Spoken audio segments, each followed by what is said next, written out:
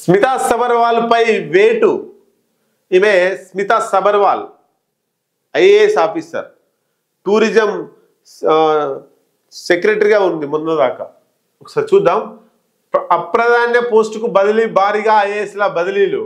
సిఎస్గా రామకృష్ణారావు, శాంతకుమారి ప్లేస్లో రామకృష్ణారావుని ప్రభుత్వం నియమించింది. నిన్న భారీగా ఐఏఎస్ల బదిలీలు అయినాయి. ఈ ఏడాది ఆగస్టు వరకు ఈయన పదవిలో కొనసాగుతారట. ఆగస్టు వరకు, ఈ ఏడాది ఆగస్టు వరకు. జయేష్ రంజన్కు కీలక బాధ్యతలు. స్మితా సబర్వాల్ పోస్టులోకి జయేష్ రంజన్ వచ్చిండు సీఎంఓ ఆఫీస్లోకి. ఈమెను తీసుకుపోయి వేరే పోస్టులో వేసిర్రు. పరిశ్రమల పెట్టుబడుల సెల్కు సీఈఓ. మిస్ వరల్డ్ పోటీల బాధ్యత కూడా జయేష్ రంజన్ దేనట. ఇదివరదాకా మిస్ వరల్డ్ పోటీలు తెలంగాణలో 72వ మిస్ వరల్డ్ పోటీలు జరుగుతున్నాయి. దానికి ఇన్ఛార్జిగా స్మితా సబర్వాల్ ఐఏఎస్ ఆఫీసర్గా ఉన్నది. ఆమెను తీసేసి ఈ జయేష్ రంజన్ను పెట్టిర్రు.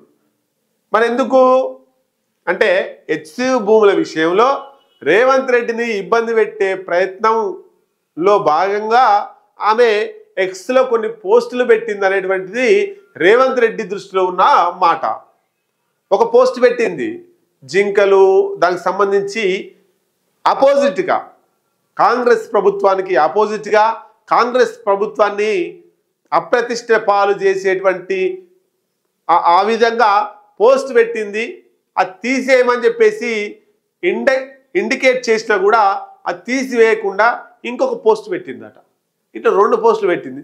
మా ప్రభుత్వంలో ఉంటావు, మేము చెప్పినట్టు వినవు, ఇక నీ సంగతి చూస్తాని రేవంత్ రెడ్డి మనసులో పెట్టుకొని నిన్న ఐఏఎస్ ఆఫీసర్ల బదిలీలో భాగంగా ఆమెను తీసి ప్రాధాన్యత లేని పోస్టుకు పంపించిండు.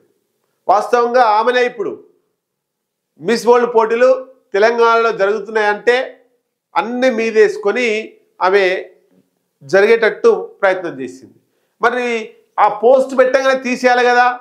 అంటే అప్పుడు ఇంకా ఒక రూపుకు రాలేదు మిస్ వరల్డ్ పోటీలు.